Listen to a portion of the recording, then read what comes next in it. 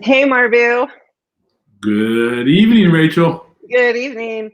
Hi, everyone. I'm Rachel Martin, and this is our office hours for Tasting Room Live for Oceano Wines. I am the vintner and co-proprietor. We specialize in extreme coastal Chardonnay and Pinot Noir from the Central Coast Spanish Springs Vineyard. And we have on with us today, I'm so excited, is our consultant and winemaker for Oceano Wines. His name is Marbue Marke, and his company is called Marke Consulting. And we're just so happy to have you, Marbue. We've been talking, we've been FaceTiming, but I haven't been in a room with you since June. So I missed being in the same space as you. So I'm looking forward to that changing in the near future. Yes, which would mean we'll be doing more wine stuff. More wine stuff, more vineyard stuff. We're gearing up for 2021. Woo! Positivity, baby. That's the year of positivity, 2021. We're going to make it. All positive, all that. We have I want to say hello to everyone. Thanks for joining. This is a conversation that we'd love for you to be involved in. So please type in the comments any questions you might have, or if you just want to say, yay, love you guys, whatever. We love to see it. So right now we have someone who I can't see their name, but they say that Marbue is my favorite winemaker. Way too kind, way too kind. Probably my mother, but that's okay. I love her too, and I love her. But I doubt if my mom uses Facebook. I'm pretty sure my mom doesn't know how to use Facebook, so she won't be on there. But I love her too. Sandy Barrett, hello from Petaluma. Love your wine. Thanks, Sandy. Sandy's going to be on with me next Tuesday, and that's going to be awesome. So let's see, Marbue, tell us a little bit first about your consulting company and some of the other projects you might be working on besides Oceano. Well, there's a lot going on as far as so Marke Wine Consulting is basically a practice for me to help anybody really, but people who are really passionate about wine. In particular, people like you are particular about what's in their glass. So if you're very particular in your glass and you really are specific about what you want that result to be, typically I am the person that gets that call. Depending on what stage in the process. We were very blessed. We started together from the start. Some people start in the middle, some people start later. So it all depends. So being very blessed, of course, Marston Family Vineyard, who's my longest serving client, currently running client, well over a decade plus, 12 years. So of course, we've been doing that. Of course, Italics Wine Growers, which is my base now, and the base for a lot of things going on. And there are a couple of the little guys who are yet to be launched, so incubator style. Napa Valley Cabernet Sauvignon, very small. And there's some other guys that probably should not be mentioned on camera. So we respect that. No worries. No worries. For confidentiality reasons. But there you go. But it's small. I don't want a big practice. The practice is not about volume. It's about again, like the glass. So and then just to dive right into your questions about it. I think on the teaser it said the medical background, but it really, my philosophy is really not driven because of the science of the medical background. The philosophy is really driven because I train as a sensory scientist with Ann Noble at UC Davis, and that's really the science of how you taste wine and what's the actual statistically significant flavors are in the wine. And that really drives the philosophy, because I really do truly believe that there are things in wine that can be captured, right? If it's farmed right, processed right, or handled right. And so that's what really drives the belief that it can be executed and it can be achieved. So there we go. Yeah. Well, Marie Saylor Smith is tuning in, saying she loves your wines. Of course, Marie. Another family member. Yeah, I'm just kidding. Marie, my boy's auntie. Yeah. Well, we were introduced because of our mutual friend, Lucy Morton. And, I mean, I was so lucky to find you, and I was so grateful to Lucy for connecting us. As Marbue said, you started on this project, Oceano Wines, from the beginning. And so you didn't have to like step in and change things or whatever, which can be a little bit distracting, when you come in as a consulting winemaker and, in the first moment. But we were able to work together to understand what we had in mind for Oceano wines and the wines that we wanted to produce. But I have a background in wine, so it wasn't just me coming in as a hobbyist, or I really wanted to create a company and a brand, and it was, for me, you're such an easy person to work with. Like, once you can communicate, right? Once you talk about things, and when you do have a decent perception of wine, and knowing what you want, it's so much easier to get closer to the goal. Yeah, no, it's by the way, thank you for saying that. But I also want to point out it's a two-way street. I mean, I think we're very blessed that Lucy connected us. As you say, you're an industry veteran. And there is, for most people watching or not watching this later, the reality is there's a language within the industry and there's a language outside the industry. And I've just recently pointed that out. I was explaining one to somebody one day. He goes, "It's all great, Marbue. I love what you're saying, but nobody outside the industry understands that."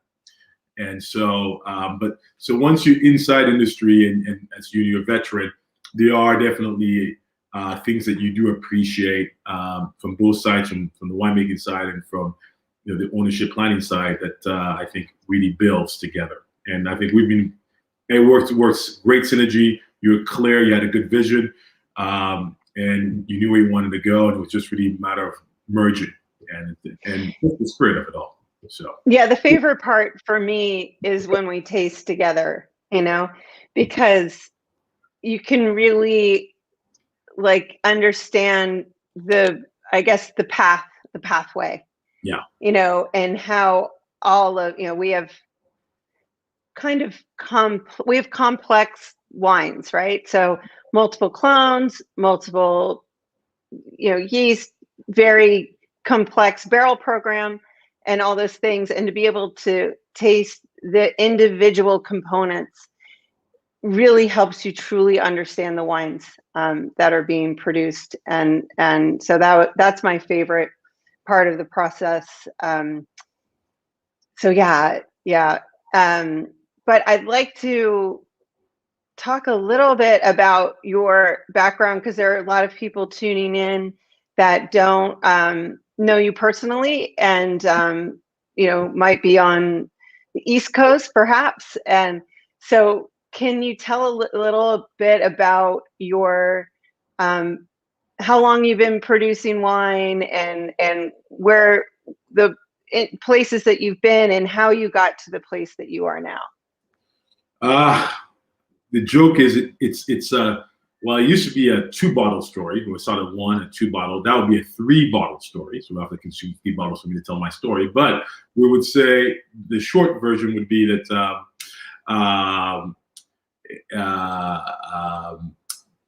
the short version would be that I I mean, I'm just a blessed individual. I ended up in Northern California, Davis, California, in specific, to go to school, and I was blessed that I ran into a few people.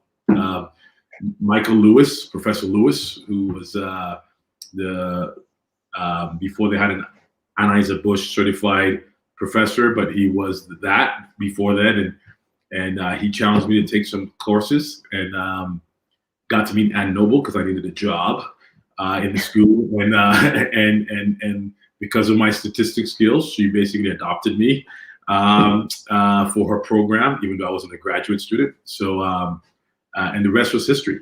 And really, I got the opportunity to work at Jordan Sparkling Wine when they actually bought their first location. That was at the time Piper Sonoma, and you know, and that's that I fell in love, just really like everybody else. And that was 1997. I fell in love, and what was a fun? Literally, I thought it was fun. I didn't think you could make a living doing it. I still sometimes wonder, and it was really. I mean, it really was. It was just. I fell in love. I mean, it was magic. And I know a lot of people say that, but for those who are industry veterans, 1997, who are not, I should say, but 1997 was a magical vintage. A lot of people think it's the most magical vintage in the last 50 years. At least people I know have not seen anything like it, both from a quality standpoint and from a volume standpoint. So there's a tremendous amount of grapes. There was just tremendous, and it was all super high quality. And I mean, there was jokes about people making wine in swimming pools that year. That was the first time I heard that. That was my first vintage. And so, wait, what? Yeah, I never heard. I'm like, what? But because there was no capacity, and but it was just a magical vintage, and it was a magical experience for me. The words of how I was treated at Jordan Sparkling Wine at Jay back then, and everything, and what I went through. I mean, I even went back after I graduated just because I had so much fun with Dad and his crew, Lady Tomika. There were just so many good people at Jay that it was magic, and that led me into. Well, I went home in at the end of 08, and after the 08 harvest, no, 98 harvest, and there was a little bit of a skirmish that you can see on Blood Diamond, the movie, to get caught up. So when he says he went home, he went to Sierra Leone. Yeah, Freetown, Sierra Leone, and in Blood Diamond, the movie, it's probably the easiest way to capture what's going on, what happened in general. I mean, I wasn't anyway. So I that experience led me back here for life and career, and it's what I studied. So what was a hobby, I decided I'll do it for fun, and I started it. And till this day, people are willing, like Rachel, thank God, and Mike Martin, and Elizabeth Marston, and a few other people are still willing to trust me to help them make decisions. So that's how it started, and that's really been the journey. Along the way, though, I should say, I've been very blessed. I've had a varied experience, right? So from Jordan, actually, the only reason I left Jay, I really didn't want to leave Jay, but Odette Chicard, who was a winemaker at the time, said I needed to have. It was important that I made winemaking decisions early in my career, and so that led me to Cosentino Winery, which ironically we had Marie on here. Marie was the director of hospitality at Cosentino. So that's over 20 years ago. So we go old friends coming on. Marie was on there over 20 years ago, young crew, and from Cosentino, I again just blessed. A former college classmate of mine. I was missing Davis. I missed the college lifestyle. Of course, a couple of years out of college, you miss it. And, you get in the real world, you want to get back. And so that and a couple of other real world things, I went back to RH Phillips because you live in Davis and commute out to RH Phillips. So I went back. I don't think it was a couple of years, maybe a year and a half. Yeah, it was a couple of years, and went back to RH Phillips, and then it was a publicly traded company. It was exciting. Most probably 100 people working there. Greg Winter was his name, and they were exploding. They came up with a brand called Toasted Chardonnay, and really changed my career. I'm really Right. Gave me opportunities to buy stuff, manage stuff that is unheard of today. Put me on research groups like the Sarah Barrel Committee when we're coming up with 4-barrel racks, barrel efficiency, when barrel washers were being built and made efficient. I was there. I mean, just changed my career. Studying different types of oak, 120 plus barrel from etc. And that just set me off and led me on to a career of Benziger and Gallo and MBA and blah blah blah blah blah blah. But it really changed. It just exposed me to another side of the business. But most important, I think, from a developmental standpoint, it was important to go from the Cosentino, where it was very artistic, a lot of blending. We made 40 different wines and 40,000 cases. So it was 40 different wines. And so a lot of blending. We got 8 different. That's amazing, right? Yeah, so brave. Yeah, it was but he believed in blending. So we had 8 different Merlots, just 8 different Merlots. We had 8 different Merlots, 100% Merlot, just because let's think about it. Anywhere from the North Coast, Napa Valley. We actually had an estate Merlot, which was in Yountville. We had a estate, a reserve, a Napa, a North Coast, Lodi, a single vineyard in Lodi. It was a really tremendous experience, and really. As far as shaping me I had a really carte blanche. Mitch was really cool. Mitch Cosentino was really cool. I tried everything. I mean, I had, I think, 4 different Cabernet fermentations in the same yeast and in bins and different types of bins and tanks and all this stuff, open tops, all this craziness. Anyways, so all this technical. So it was just an amazing experience, and but having all that technical exposure to follow up with really the what I call the more corporate structure to integrate that knowledge really set me up for a path to integrate what I'm learning as I go along in my career. And that's why I typically advise people to winemakers when they come out to typically try and go to larger wineries, because then they can really develop the structure so they can integrate knowledge so they can build their career and build their philosophies. So. Yeah, that was my next question would be, for the young aspiring winemakers now, or those that are still in school, at UC Davis or wherever, is it the same? Do you think it's the same path as the path that you had? How do you think things are? How would you advise them to go forward to become a winemaker?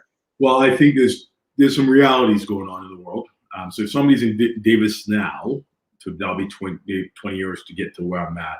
I would say that there are 2 things in reality: just competition, and just the reality of what it is. When I went to Davis, it was 40 students for the entire program. So it was 20 graduate students, and I don't think it was 20. I think it was 15, and it was 20, and it was 20 or 15 grad students, undergrads, and we all took the same class. The principal classes, they wrote a research paper. We didn't. Now it's totally changed. I think it's more people. I'm not even sure. I think it's more like 40 or 60.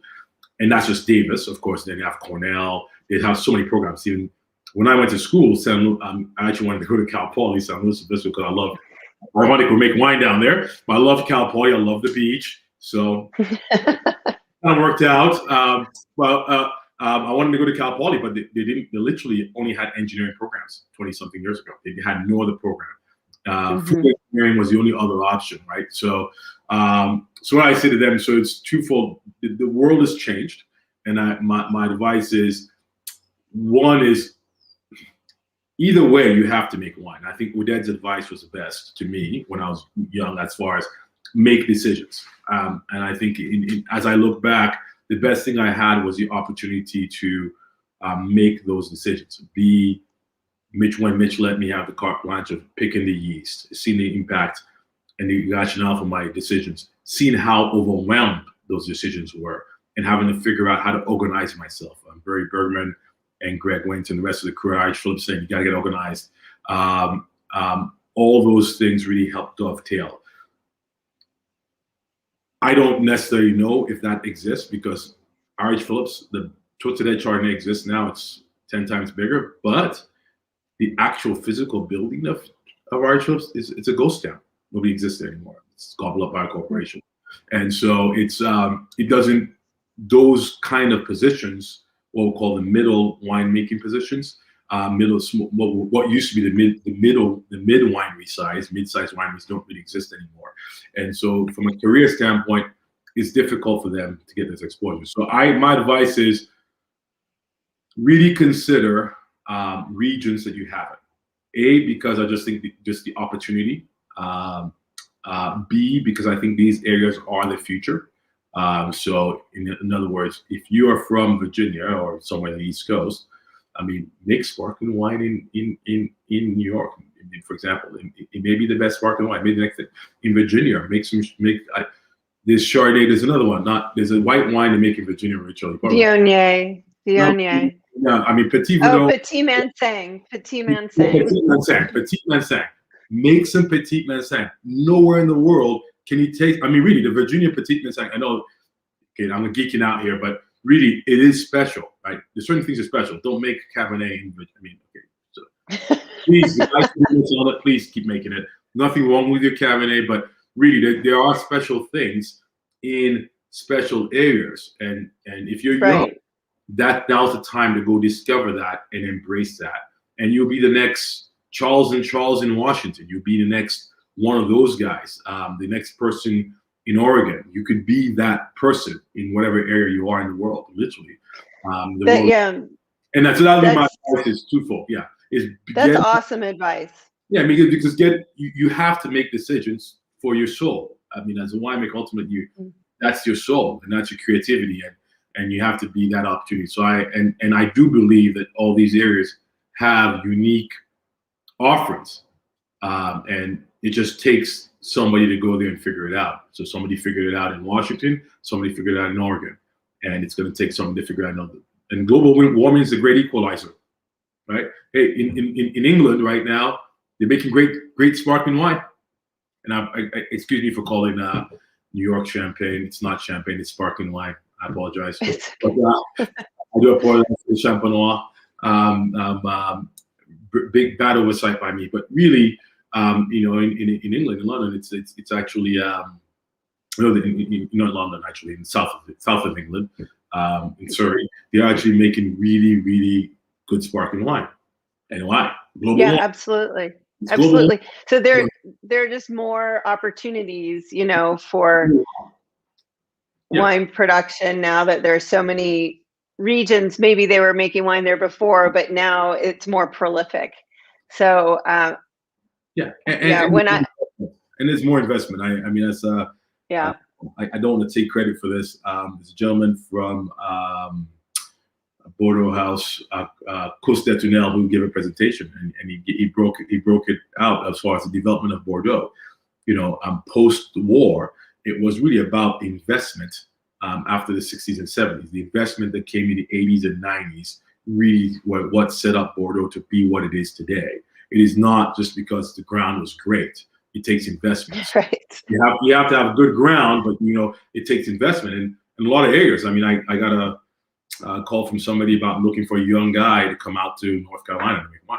They need a young guy to come out there. I mean, and they've got money that probably were never going to be spent there, right? So just getting people excited about where they're from and seeing it for the opportunity and the possibilities it is. So that's my soapbox. It doesn't mean there's not a home in the North Coast. It is a home, but it's my advice that if you want to come out of school and get your hands dirty right away, it's probably a better way to go. I agree with you totally. We have a few people that have joined us. Nadine Brown says, "Hey, what's up? Nadine. What's up, Nadine?" Hopefully the weather's good in your side of the world. It's my windows are open right here at the winery, so I'm down at the middle of the vineyard here, and it's temperature is great. Well, I'm in New York City, as some of you know, and some of you don't. And Nadine's in Virginia, but it's cold. Okay. I figured that's why I'm laughing. Just say it, I know.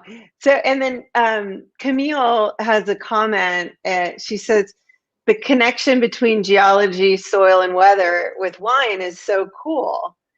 And do you want to talk a little bit about that? Maybe compare something like where we're making wine, in San Luis Obispo, and then say in Napa.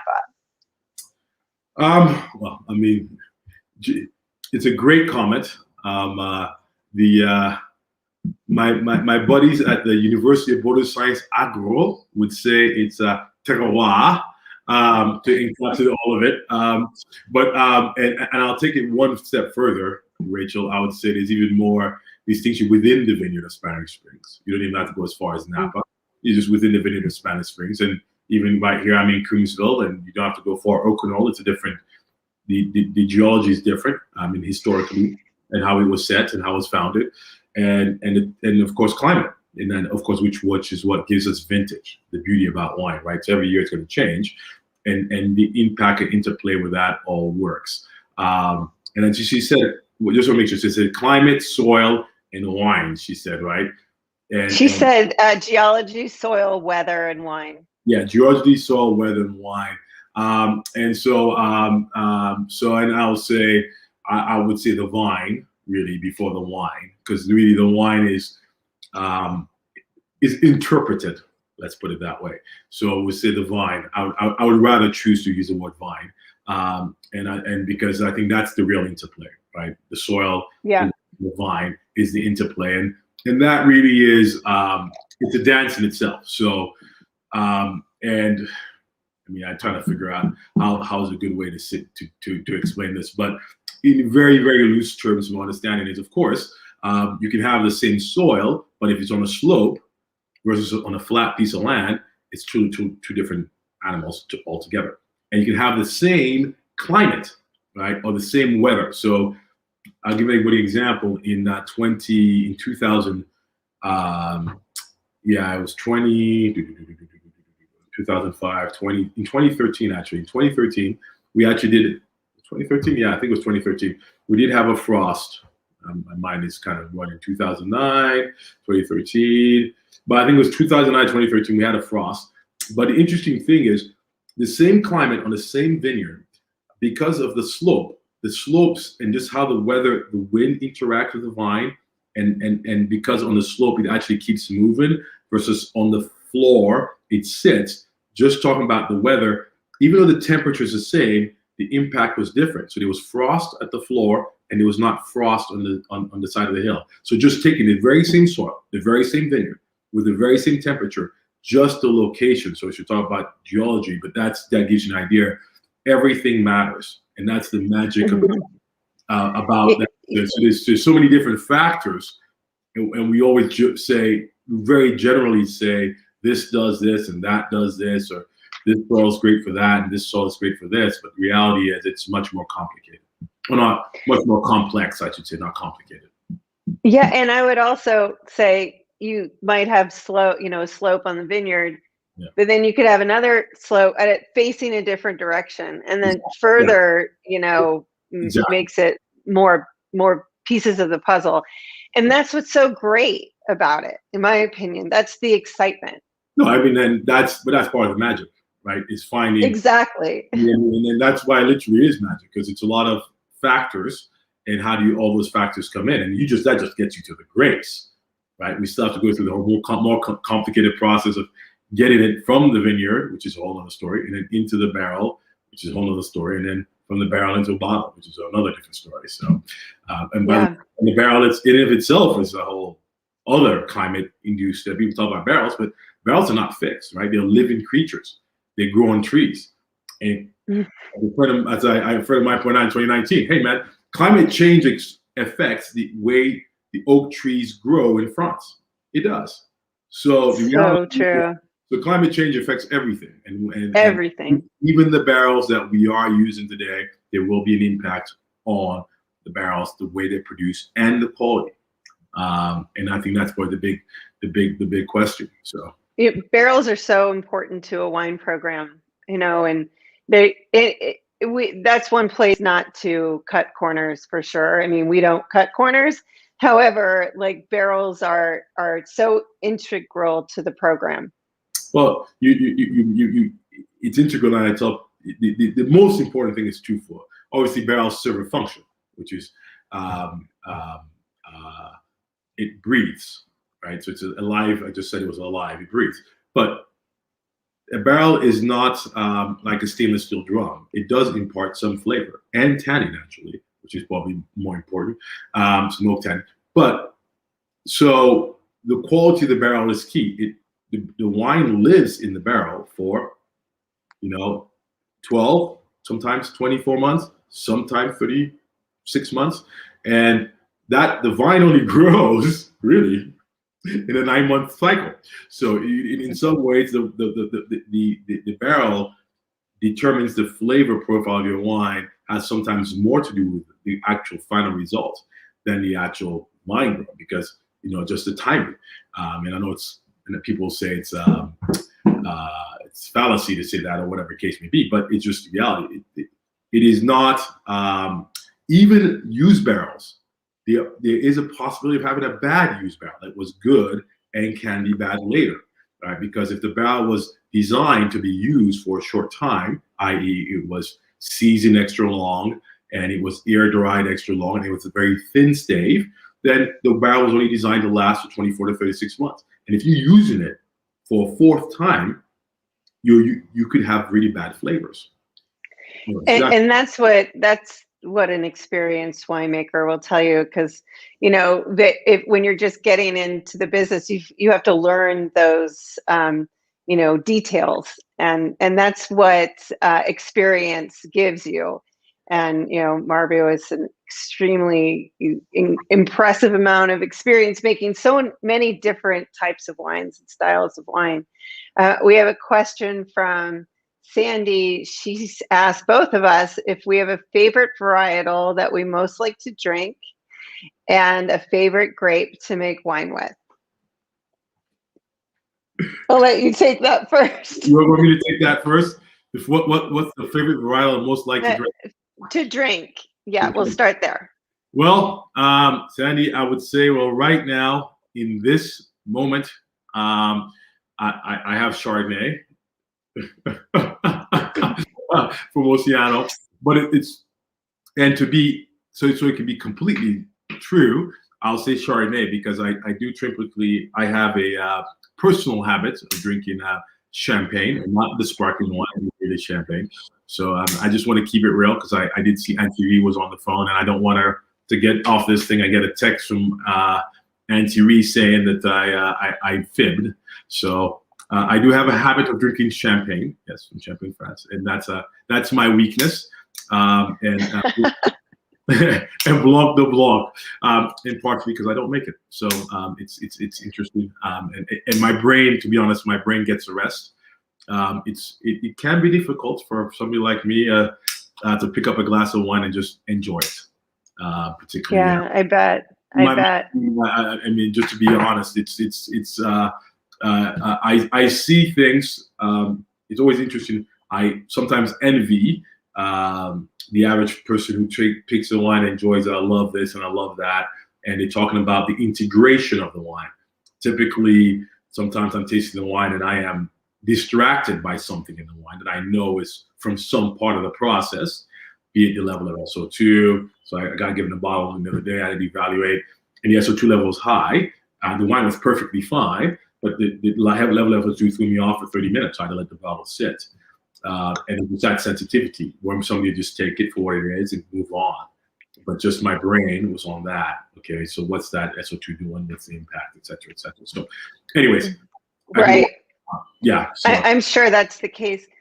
For me, I got so excited to start Oceano Wines because I wanted to make Chardonnay and Pinot Noir.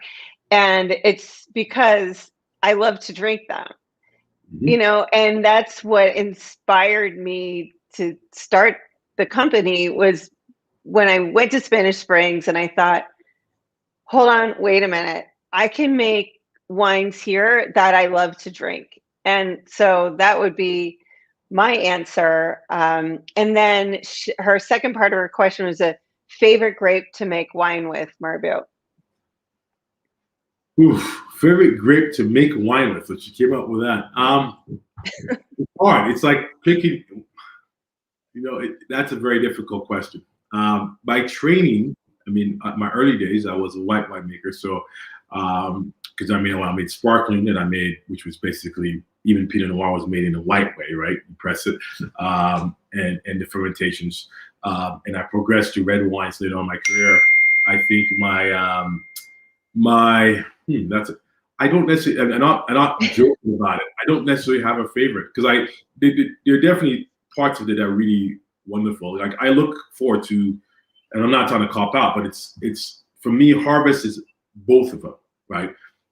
There's the early season of going through the vineyards, and the temperatures are actually different. So from a winemaker standpoint, like from my standpoint, when I hit the vineyard in July, the temperature is different, and I'm looking at a white vineyard, and typically they're higher, they're usually flatter, the canopies are bigger, you're richer. It's a different, and the thought process is really about how am I going to capture the flavor for this wine in the vineyard, and it's a total different mental process, and I enjoy that, and then in September, there's this sort of a natural switch of the whites part is done, and now there's the red, and the projection is different. And I look forward to that transition because it's part of the whole of harvest. It's one of the reasons why I made the change from being just only whites to just trying to make a bunch of different wines. Is I really appreciate the different ways of my brain working, right? So you go, so then in September, the whites are in barrel or they're fermenting, and now you're in the vineyard. The temperatures are warmer, it's a little warmer, so now you're out even earlier. The vineyard, the terrain is typically hillside in my situation. The canopies are different.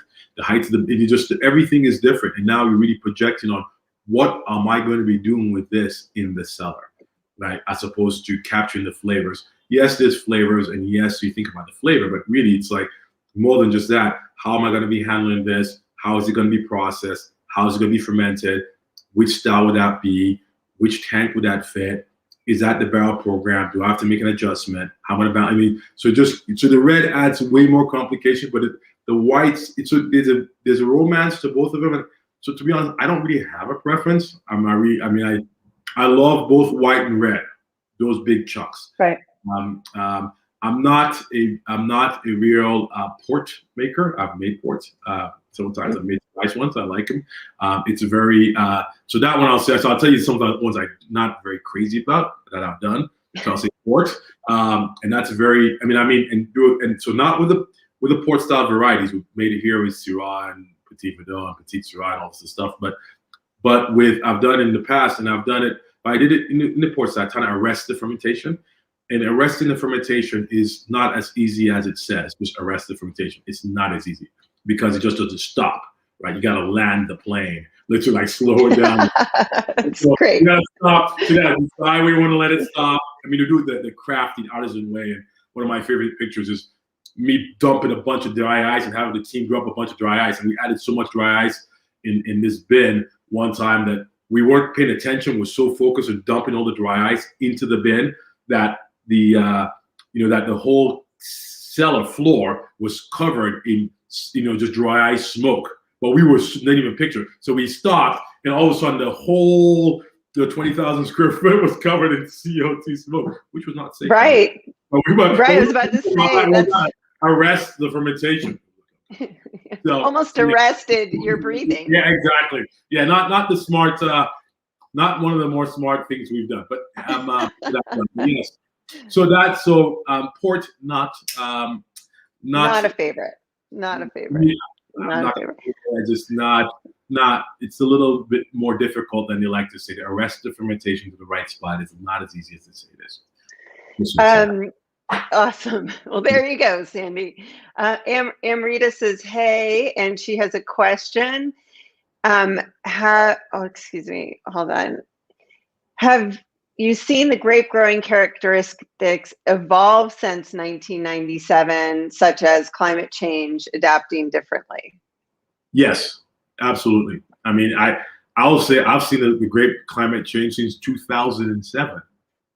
Okay, so I didn't even dream about 1997, definitely, but since 2007, I can tell you just right here in the Napa Valley that I am. When I moved back here in 2007, heat waves were once a year.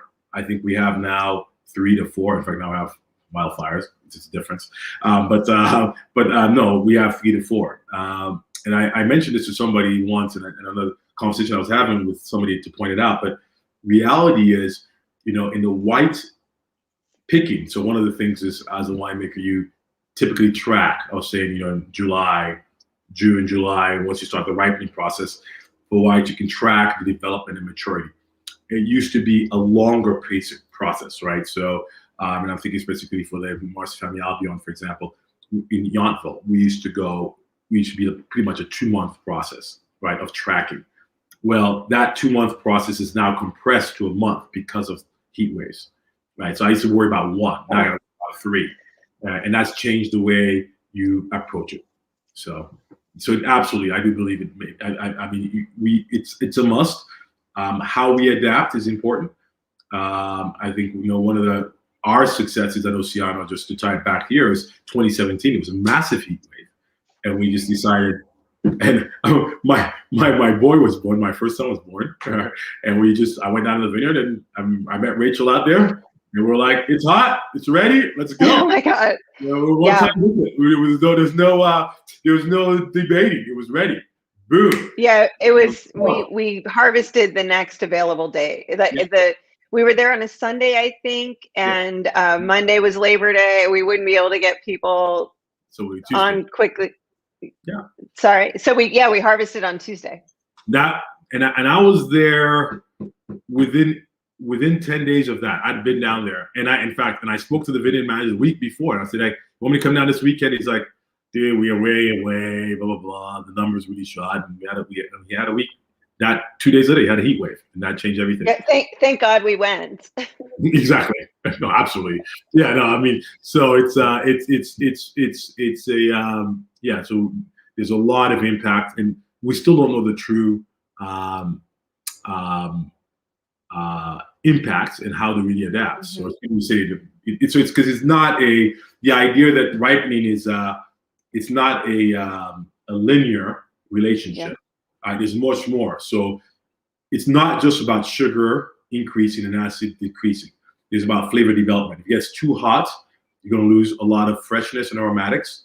All right, and for white wine, and in red wine, you're going to lose some phenolics. But also in red wine, if it gets too hot, also development stops. So your phenolic maturity will suffer. So yes, you may have higher sugar, but you not want to have the proper phenolic maturity. So it's a fine balance to really understand. And I don't really know if anybody really has the answer. I definitely don't. It's part of a process of experience and trial. So we'll see. I'd love to talk a little bit about not climate change, so to speak, but different of every year to year, you have some differences in weather, bud break, fruit set, all those things. And so when you're attempting to have consistency in your wine program, to explain to the end user, the consumer, the differences why a vintage is different than another. How do you best describe that? Because there's so many things in play that, like you're saying, even with climate change, it's not a linear thing. Yeah. So I use this term, and it's a very loose term, but it's important for me because that's the only way I can find to capture all these ideas in one. And I use the word wine style. And that's why I believe it's the most important component of a program. If you want to have a consistent program. Yes, from in the high end winemaking world, it is accepted, and it's part of the goal, and what we enjoy is to really experience the differences in climate. We don't know what's going to be the best expression, right? We think we know that a cooler vintage may do this, but we don't really know, right? Or how to express in the vineyard. So we look for it. Because even if you have the same, which never happens, but just think about it. If you have the exact same repeatable climate, your vine is a year older every year. So a 5-year-older vine would give you a totally different flavor profile than a wine that then was 5 years younger. So even if the same vintage, so you add that. So the point being is you have to have a guiding principle of what you're trying to achieve. if you try to make a sustainable program and have a definitive communication with the client. So, and this being the end user, right? The client being the end user. So my point is, so what I've used and what I encourage my clients to use is that, you know, in Oceano, we have guiding principles of things that we think is important, right? That for the wine to say and communicate, that we believe reflects ourselves, the land, and our philosophies. So, and we will not go against that, right? So, for example, here in Napa, right, we didn't make any wine in 2020 for italics because it was quality. We could not reflect what we want to reflect, so we didn't do it. It was against our style. We have an elegant style. Smoke taste are gonna let us do what we want to do, so we're not doing it, right? And then, but so that's how you do with the climate change in an extreme sense. But that's really the guiding principle. You take your wine style and then you work around it. And there's definitely, you know, you have to work with what you've got. Like, you know, at Oceano and in Spanish Springs, one of the things we work a lot with is clonal selections, right? And also in how we harvest. So one of the big differences when we got there, right, is since we've been there since 2016, right? One of the big differences, they had a lot more fog in 2016 than they have it now, right? So the impact of and the threat really of mildew and botrytis is way less. But, you know, a lot of ways we have to farm differently. So, you know, if you do a lot of fog, you're going to have a lot more open canopy. But when you have a lot of heat waves, you have to have more canopy to protect the fruit. So how do you manage that? Talking about climate change, that's really a farming decision. You know, unfortunately, we work with a good crew down there, George and the boys at Donati Farming. And so hopefully, you know, and so we trust them and they execute for us. And so it's not as simple as, you know, just doing one thing. You want everything changes and adjusting. So what if that 1 year you think is going to be hot, it's actually a very wet year or very right. And then now you can't, right? So you have to worry about your fruit zone and balancing it out. So the different factors to balance out. And then when you're starting a program like Oceano, for example, you have the 2016 Chardonnay, and I'm sitting here with the 2018 Chardonnay, and the wines taste different to one another, and it's there are more factors involved, because when you're starting a program or you're starting a wine and you've never made wine from that particular vineyard, et cetera, things are going to change. So the 2016 Oceano Chardonnay doesn't, you know, it resembles in some way the 2018, but they're you'd say maybe they're second cousins. Well, yes and no. I mean, yes, you're right. I mean, I think it's definitely from a depth and just because from a design standpoint, but I think that's more reflective of the design. And you're right, they are cousins. They're I would say first cousins, not second. First cousins, okay. I still get the citrus, even now. I still get the citrus. There's still some citrus and stone fruit underneath there. So I think they're first cousins. But we started out doing just a little bit of mallow, right? Yeah, I mean, and so yes, we could have gone all out and done what we thought, but what would be the fun in that, right? I mean, part of the idea of trying to. That's a great point. That's a great point. But I mean, there's saying I sort of had a hunch, right, that based on experience, what it was going to be, but we had to try some different things. I mean, I never worked in the vineyard before. I never made wine from the vineyard before, and it was to suppose that was mallow was.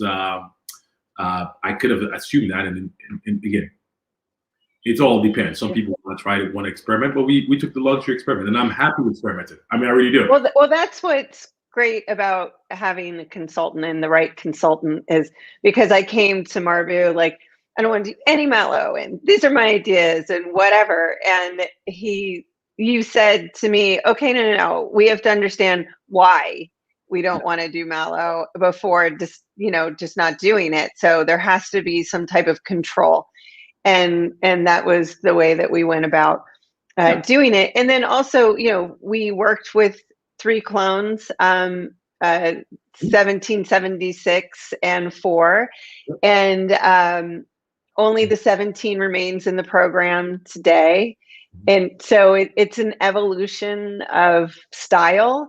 But now I'm pretty sure we're not set, because you're never set, right?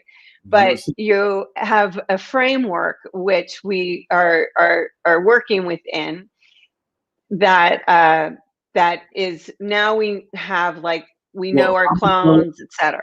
Well, interesting that Rachel says that now is set, and it's we got the 2019 vintage. If Rachel remembers, when I did the blend of the 2017, her biggest fear was whether we could beat that. Do you remember that conversation? Yeah, that was cute. Yeah, I remember that. So now you're saying, oh, now it's set. It's like, are we sure? Are you sure you're set? It's a big vineyard. It's a lot more to get accomplished. But no, I mean, again, we've been. I mean, we're really splitting straws. The wine's been good. We've accomplished a lot, and we're getting closer and closer to target. I mean, that's one of the reasons why, again, I go back to the point. We had a target in mind. We tasted a lot of wine, and that's why I go back to, we tasted the wine. We know the flavors we're trying to chase, and every step of the way, if there's a clear plan, you can improve as you add to the plan. You add to getting towards that style, and that improves the execution, improves the results, and everybody. It's a win-win for everybody. So exactly. And it just adds. You're able to add, but not add just to add, right? I mean, that's why that was a point you just made about me saying, well, malo why? I mean, we are very clear about why we don't want malo. We're very clear within the style, but we just didn't make it because it's it's cool. No, we made it. No, it wasn't a reaction. Yeah, we're not reacting. We're not trendy. We're doing things with a purpose, and I think that's the real important statement of choice within what we do. Exactly. And with the Pinot Noir, it has evolved as well. 2018 was our first vintage. 2019, we added 2 more clones. And in 2021, we're dropping a clone and then changing, the ratios of the other clones. And so, I mean, it's not fun if you just press a button and and there you go, the wine is made. Like, that's not why we're here. Well, my favorite, I'm happy, by the way, that you said I'm easy to work with. I appreciate that. I don't know if everybody would accept that. I don't even know if my wife would accept that. But it's funny. Somebody else said that to me actually recently, and I was shocked when they said. One of the things I really like about you is that you're easy to work with. And I thought, me, easy to work with? Well, let me say one thing. You definitely know how to communicate.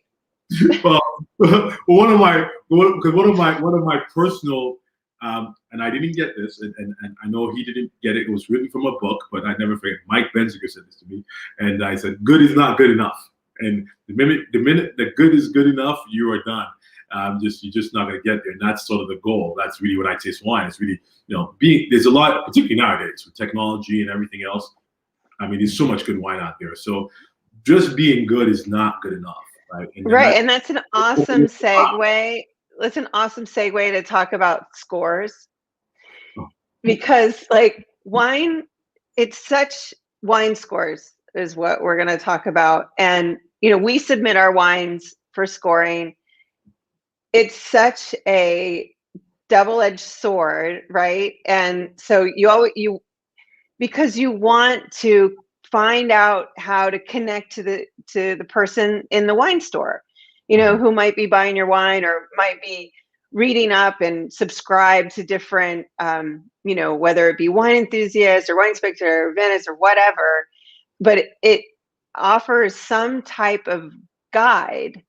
But is it, and I'm not asking you to answer this, but is that really a good determiner of the style of the wine, its provenance? Okay, so how do you dissect that? So here's the reality. The WineScores have a home. I mean, it's part of the business. It's part of the history of what we've done. Um, I think a lot of people. So I think. So let's just give credit. I'm going to start with the credit part of what WineScores were. So people talk about Robert Parker, and everybody thinks about Robert Parker in terms of impact today, and all these other WineScores, Vinus, and all these people who came through that, and the idea of scores. All right, but Robert Parker actually served a purpose in the 70s, right? Before we had globalization, before we had access and understanding of all the different Bordeaux houses and the different regions of Bordeaux. In those days, there was not that many wine stores. So the purpose of Robert Parker was educational, to get access for the people who are passionate about wine in those days. There was a purpose to it, okay? So now, that was the 70s, and it's kind of went through the 90s, and then the dot-com stuff, and blah, blah, blah, blah, blah, blah, modern wine, etc. Okay, today, let's just talk about today, and I'm gonna skip over this stuff. Today, scores are important to the wine trade, and I said the wine trade. For those in the wine trade, like we sell a wine distribution, we're not mostly direct at this point, but we'll say to the wine trade, it's important because they get a lot of wine and they are not drinking the wine, unfortunately, in my opinion. So, but they are really just categorizing the wine and having to sell the wine. Right. So how does a wine shop owner, without tasting every bottle on the shelf and categorizing himself, how does he categorize? He's not going to taste every bottle. So it does serve a purpose in that realm. Now, if you ask me as a consumer, if the wine scores serve the consumer, I would say no, in my opinion. And I'll give you an example. Nobody goes out and buys a car based on what Car and Driver says. Car and Driver gets the car for free. They usually get the top end model. They drive it in a professional circuit, and they're professional drivers of the car. You're not, and they're rating things on the car like the horsepower that you're never gonna do in the car. You probably should never do it anyways. So in the same way, the things they appreciate about it. So in the same way, when a wine professional tastes wine and rates it, it's not going to serve. I just mentioned about me and drinking wine. I don't enjoy it in a certain way. They're not going to enjoy it the way you are going to enjoy it. So we can go all the science. So you are just a different individual, right? And I'm going to give the other example I like to give is this. So French fries, right? I love French fries. I think I'm a connoisseur of French fries because I eat too much French fries. I do too. So now, if I was going to write a rating of French fries, I personally will rank McDonald's higher than In-N-Out Burger's French fries. So why? Is it because McDonald's is actually better? Well, no, but I'll tell you why, because I know why, because sensory science. But I'll tell you why. So whenever I have a McDonald's French fries, it has a lot of salt. Some people say too much salt. I say the right amount of salt. I love salt, but that's not the only reason why I like a lot of salt, because I prefer a lot of salt. But I also like McDonald's French fries because when I was growing up, there was no McDonald's in Freetown, Sierra Leone, but I could get McDonald's once a year during the summer when I was visiting London, England. And when I had McDonald's French fries, it was never with my mother. It was with my elder cousin who was feeding me. So it was extra special. So whenever I have a McDonald's French fries, there's a subconscious excitement in me back to my childhood of roaming the streets of Regent Street or whatever else it was, Oxford Street, looking at clothes I couldn't afford, and just enjoying being in London in the middle of summer. Break from everything else. And that's the excitement of the French fry. It has nothing to do with the actual taste or the value of the French fry. So if I was to write a rating and I rated McDonald's French fries better right now, you're buying it based on my experience that has nothing to do with yours. Right. So that's also I want to point out is that so rating what somebody believes is what makes a wine that much more important or that much better may have nothing to do with the appreciation of a customer or of somebody coming through, because you don't have their experience, you don't have their wins and losses, basically tasting wines that were good that you expected to be good or were really good, or tasting wines you expected to be really bad. So I think there's just two different parts. I think it's important for the trade, and so I'm not going to say it's important. I know a lot of professionals who are very good people who it's important for them and it's necessary and they can use it effectively. right? Because they study it, they know it. Now, there's also, apart from that, though, from the general consumer buying a wine, you got to do it like the restaurant. Nobody says, hey, that restaurant's good, and then you just take it and only go to that restaurant. You go, you try it, it's good or not, and you move on. Or you go and try another one, you just try it and you move on. And that's, unfortunately, I think, is the best way to go from a consumer standpoint. Just try the wine, because only you are the expert on you. And I do believe, seriously, this is a very important point. I do believe everybody, regardless of experience, has a wine that they love. They just have not tried it yet. And they've been afraid to try it. So just don't be afraid to try, and you will find it, whether it's mine or somebody else's, because we all have individual palates. And that's really most important. Okay, Kurt, it, of course, is going to ask an annoying question. No, just kidding. So Kurt Deutsch, my husband and co-owner of Oceano Wines, asks if our wine pairs with McDonald's French fries. Excellently, excellently, Kurt. It does, actually. I can say, yes, I know that for a fact. It does excellently, particularly the Chardonnay, not the Pinot Noir. That's what I would say. I should point that out. No, the Chardonnay and all of them would be good with it. If you're going to make French fries at home, if you can get yourself a duck fat fries, I rate that higher. 100 points is for duck fat fries. Just say. 100 points. So would you recommend, if someone is going to buy wine, to frequent, like, what type of shop, like, small excuse me, small wine stores that have a highly curated selection or larger selection? I think it's always good to get to know the purveyor or the people on the floor, so they know your taste and they know the things you like, and they can recommend and tell you more about the wine that the scores aren't going to tell you. Yes. So, yes, always talk to the person who's selling wine. And my number one requirement is not look at the score. So a lot of people go to the store and they say, which one scores high? No. What you want to ask them is which one is moving most. Right? So basically, which wine has somebody bought, tasted? No. So, and I give this, and this is a real true practical happen. I just did this when I was in Beaune, in France, in Burgundy. When I was in Beaune, I did that. So I went to the store and I wanted to try, and I wanted to buy some Chambol. I decided which Chambols I was going to buy, and the producers. And I really didn't have time. I was in a hurry, so I talked to the purveyor, and we looked through what was selling most. And I bought the wines that were selling most. And guess what? All 12 or 15 of whatever I bought, they were all great. Surprise, surprise. The crowd won. At the site, though, but these were people going to the store, buying and tasting the wine and deciding for themselves and siphoning it out from it. So I use that. So that's one way of doing it. That's the quick and dirty. So you have to know the purveyor to do that. But also, I also like knowing the purveyor because a lot of times they get to taste the wine.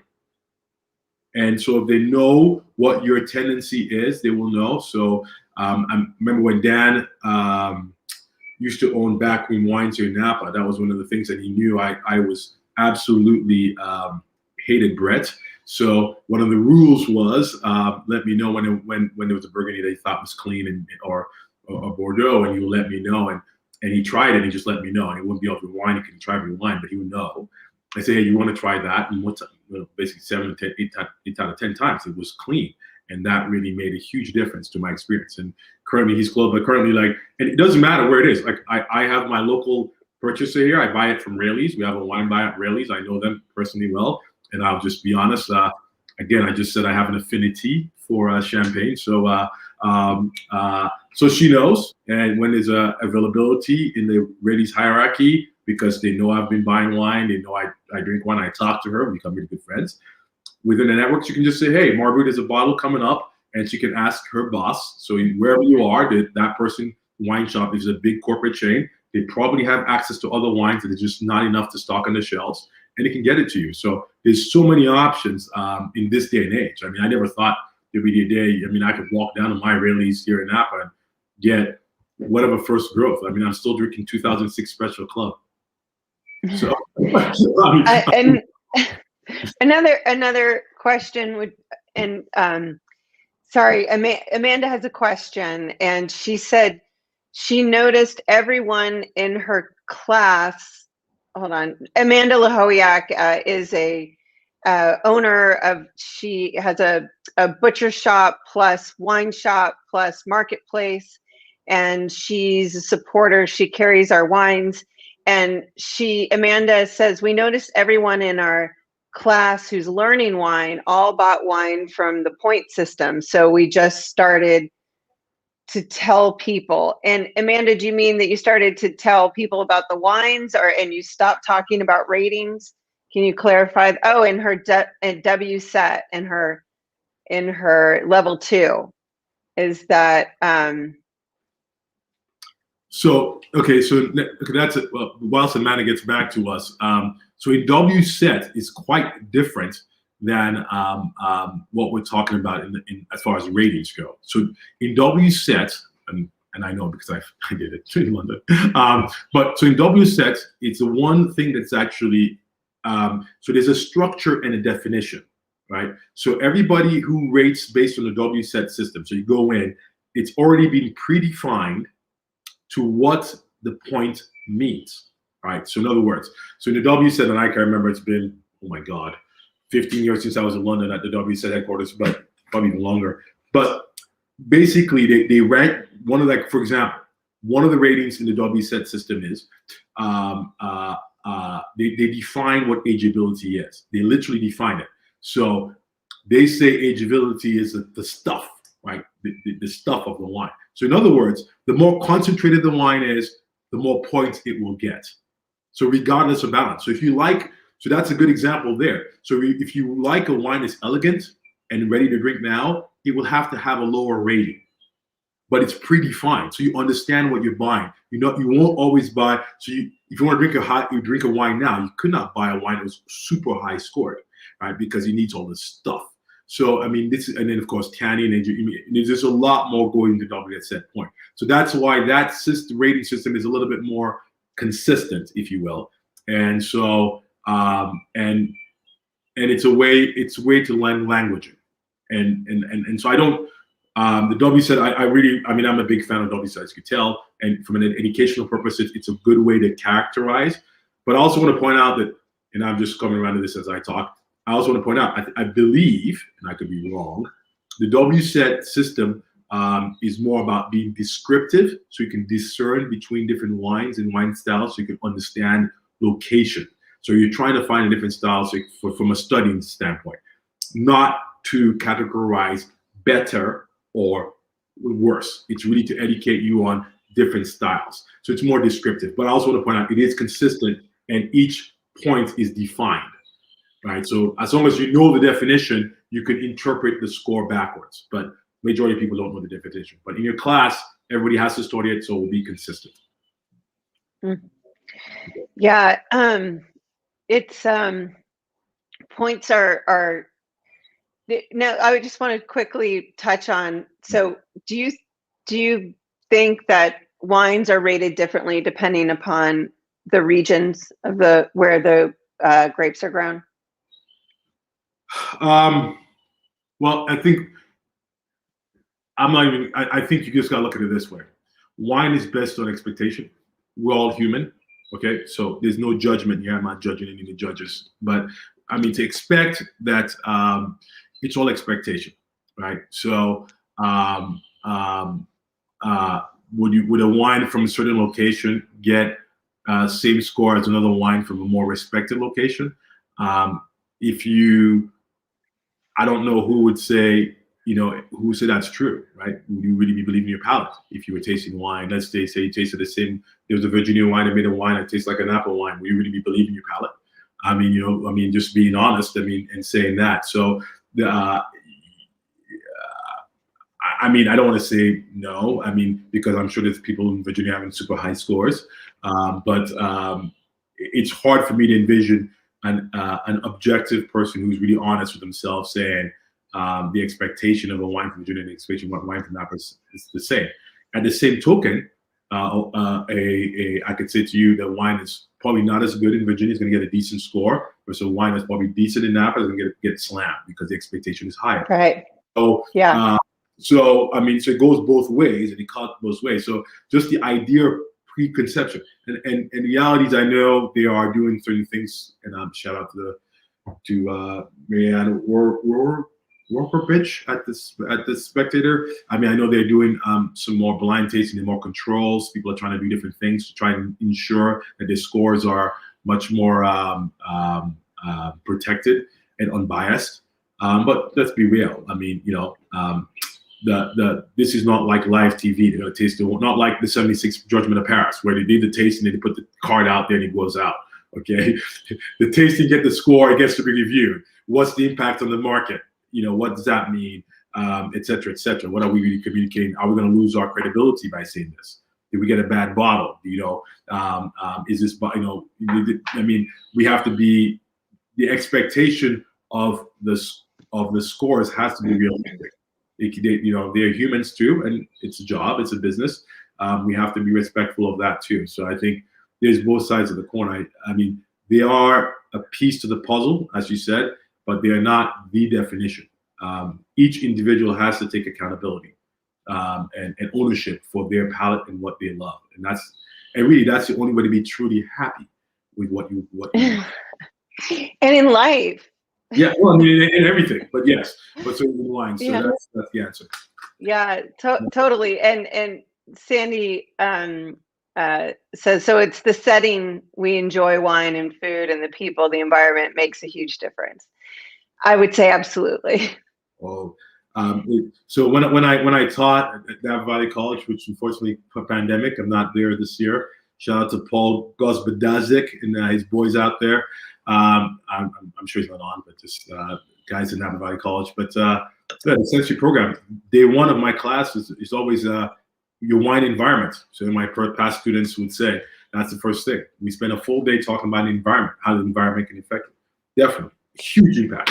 I mean, don't you think about like, okay, I have, you know, looking at my cellar, this bottle I'd love to drink with that person, and this bottle I'd love to drink with the other person, and so I think about people when I look at wines and who I'd like to consume them with. Oh no, absolutely. No, I mean, absolutely.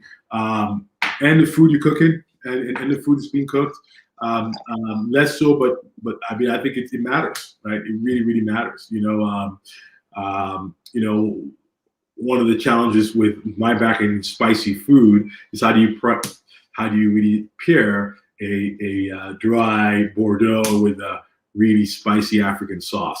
Really difficult to do, right? So, right. Well, at least for my palate, you know, to counteract the spice, because usually the tannins and the acid can accentuate the spice. So you need more flavor, and so it becomes a big balance, and try to find that within your cellar, for example. So I mean, I think it matters, and people matter. I mean, I literally have people's names on.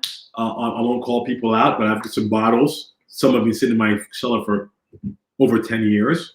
I'm going to probably call somebody tonight when I get off this right away and say, hey, I have that bottle of 2008. It's still sitting in my cellar. Yeah, needs to go. But I have some other bottles that need to be drank. But yes. And do you like to pair your music with your wine? I'm a big believer for blending purposes. I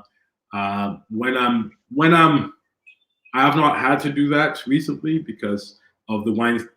I've been fortunate with the programs, you know, with your program, Italics and Marston, and the other. Everything's been very vineyard driven, and fortunately, the vineyard has given me what I needed, and I've not had to go full blending session. But I'm famous for cranking really loud hip hop and shutting the door and just being with the wine for a while, for the wine to communicate with me and go into my zone. So I really do believe in it. I mean, it just sort of it's one of my things to do. I do believe wine and music do match wonderfully. It's one of my favorite things. I did it, you know, it's at 20 something years ago at Constantino. I did that, trying to figure things out. And so do you think different wines match better with different songs or different genres? Like would Oceano have a different like genre than Italics or? No, I mean, no, I think it all depends. So that's one of those ones that I think it plays on emotion, on what the internal emotion is, right? So, you know, like I said, really loud hip hop is because if I'm really facing a big challenge and I'm really trying to read something in the wine that's not really quite apparent, so then there's a sort of a reverberation of the beat and the wine and reverberating with me. Right? That makes sense. Right, versus much more of a contemplation and a more relaxing environment. So in that regard, both the same wine could be what it is. So it's a finished product, a more elegant product, and I'm just trying to hear sort of the symphony of aromas, right? So if you do listen to this, you know, the aromas can just be a finished product that's well aged, it's layered, it's kind of a nice symphony, right?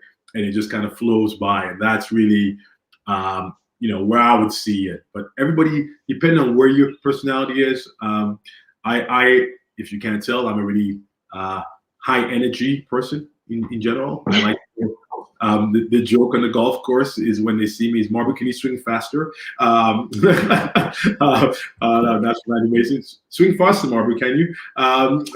So it's everything is fast and high energy. So that's my personality. But I think there are other people who love a lot of classical music with your wines. And, right. So it's a way to connect with the wine. Yeah, it's just a way. I look at it as a way really preparing yourself and getting yourself in a zone where you're open and also to connect with the wine. It's really connect. Like to ready to receive. Yeah. It's really, to me, really just helps facilitate the connection with the wine. Yeah. And, Well, Marbue, I'm not going to take any more of your time. Thank you. Excuse me. Thank you so much for being on with us. And I have someone here who just wants to say hi. Buddy. That's Kurt. He was watching from the other room, and so I'm banished to the other room. He said he was banished to the other room, which sometimes is true. Anyway, leave my friend alone. Okay, I'll protect him for you. And he's gonna have to do a music and wine one of these days. Yeah, that's right.